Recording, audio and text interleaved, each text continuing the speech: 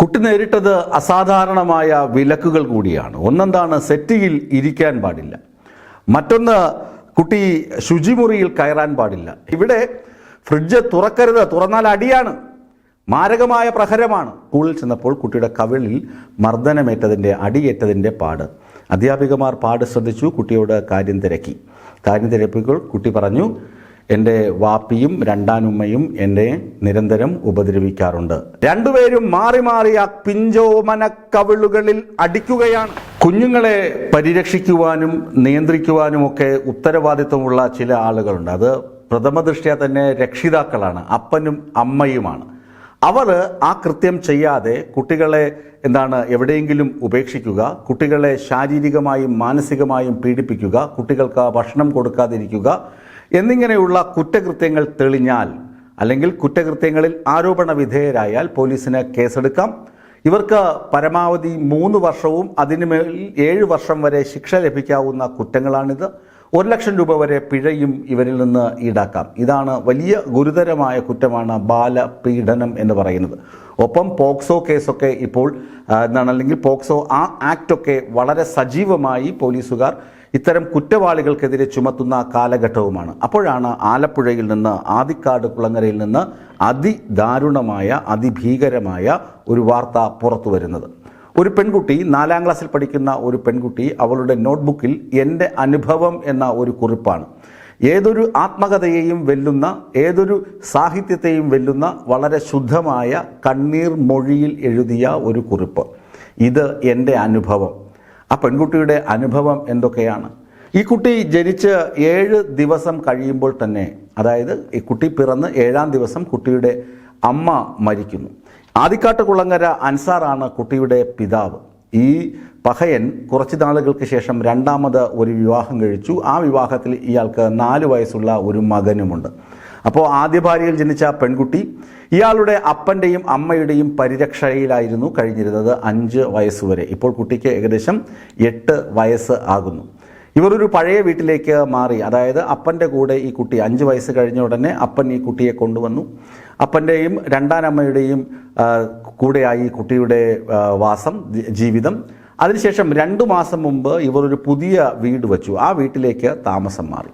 കുട്ടിയുടെ കഷ്ടകാലം തുടങ്ങുന്നത് അവിടെ വെച്ചാണോ, അതോ 5ാം വയസ്സ് മുതൽ തന്നെ ഈ കഷ്ടകാലം ആരംഭിച്ചിരുന്നു എന്നൊന്നും നമുക്ക് വ്യക്തമല്ല. കാരണം 5 വയസ്സിലൊന്നും കുട്ടിക്ക് ഇങ്ങനെ സ്വന്തം കൈപ്പടയിലൊന്നും എഴുതുവാനുള്ള അറിവ് ആയിരിക്കില്ലല്ലോ. കുട്ടിക്ക് എല്ലാ കാര്യങ്ങളും തുറന്നു പറയാനുള്ള അവസരവും ആ അവസരങ്ങളിൽ ലഭിച്ചിട്ടുണ്ടാകില്ല ആ ചെറിയ പ്രായത്തിൽ.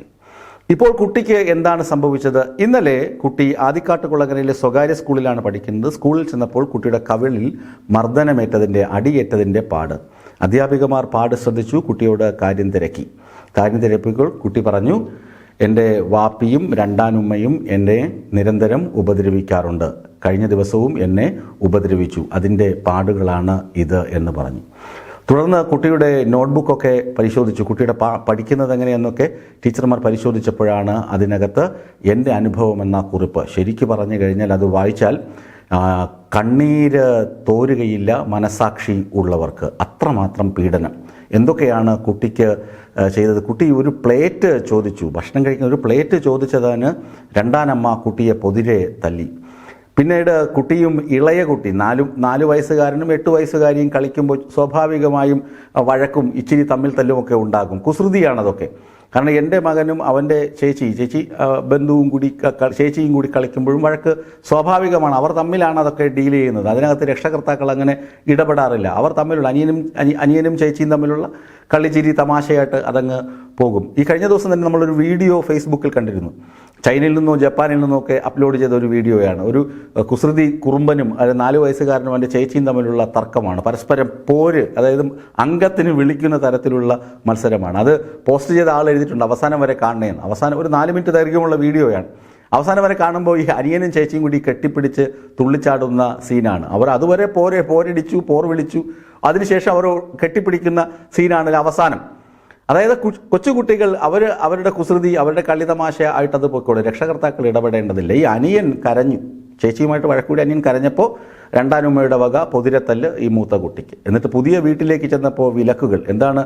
സെറ്റിയിൽ ഇരിക്കാൻ പാടില്ല, വീട്ടിലെ ശുചിമുറി ഉപയോഗിക്കാൻ പാടില്ല. ഇതെന്ത് കഷ്ടമാണ്. കുട്ടി ശുചിമുറി ഉപയോഗിക്കാൻ പാടില്ല, അതുപോലെ സെറ്റിയിൽ ഇരിക്കാൻ പാടില്ല.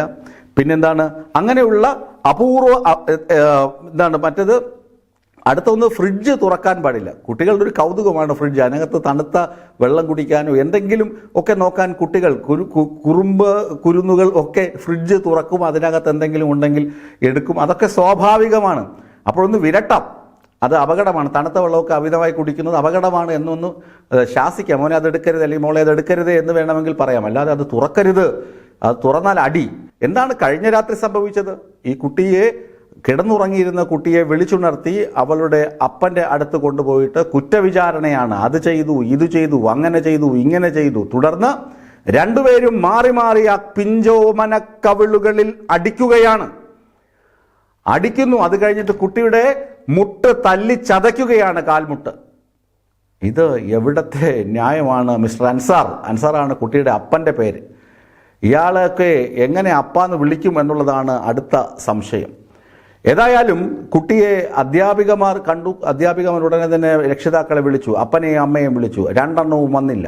ഉടക്കം അപ്പൂപ്പനെയും അമ്മുമ്മയെയും വിളിച്ചു വരുത്തിയിട്ട് കുട്ടി വലിയ വായിൽ നിലവിളിക്കുകയാണ്, എനിക്ക് വാപ്പിയുടെ കൂടെ പോണ്ട, എനിക്ക് ഉമ്മിയുടെ കൂടെ പോണ്ട, എനിക്ക് അമ്മുമ്മയുടെ കൂടെ പോയാൽ മതി എന്ന് പറഞ്ഞു. തൽക്കാലത്തേക്ക് അമ്മുമ്മയുടെ കൂടെ പോലീസ് വിട്ടിട്ടുണ്ട്. ഈ കുട്ടിയുടെയും അധ്യാപകരുടെയും മൊഴി രേഖപ്പെടുത്തിയാണ് ഇരുവർക്കുമെതിരെ കേസ്. രണ്ടാനമ്മയ്ക്കും അപ്പനുമെതിരെ പോലീസ് കേസെടുത്തിട്ടുണ്ട്.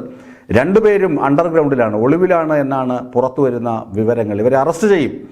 എന്നിട്ട് കുട്ടിയെ ശിശുക്ഷേമ സമിതിയുടെ, ശിശു സംരക്ഷണ സമിതിയുടെ നിയന്ത്രണത്തിലാക്കും. കുട്ടിക്ക് ആവശ്യമായ സംരക്ഷണമൊക്കെ നൽകുമെന്നാണ് അധികൃതർ പറഞ്ഞിട്ടുള്ളത്. ഷെമി എന്ന് പറയുന്ന ഒരു യുവതിയുടെ ജീവിതകഥ മുമ്പ് വായിച്ചത് ഓർമ്മ വരികയാണ്. അതിഭീകരമായ ജീവിത സാഹചര്യങ്ങളൊക്കെ മറികടന്ന് മികച്ച തൊഴിലൊക്കെ നേടിയ ഒരു പെൺകുട്ടിയുടെ കഥ. അതുപോലെ ഈ പെൺകുട്ടിയും പറയുന്ന 4ാം ക്ലാസ്സിൽ പഠിക്കുമ്പോൾ തന്നെ ഇങ്ങനെ ക്രൂരമായ അനുഭവം ആ കുട്ടി എൻ്റെ അനുഭവം എന്ന പേരിൽ നോട്ട്ബുക്കിൽ കുറിച്ചു വെച്ചത് അത് സമൂഹത്തിന് നേരെ പിടിക്കുന്ന ഒരു കണ്ണാടിയാണ്. കുട്ടികൾ നേരിടുന്ന, വീടുകൾക്കകത്ത് നേരിടുന്ന പീഡനങ്ങൾ പ്രതിഫലിപ്പിക്കുന്ന ഒരു കണ്ണാടിയാണ്. ഇത്തരം സംഭവങ്ങൾ ആവർത്തിക്കാതിരിക്കട്ടെ.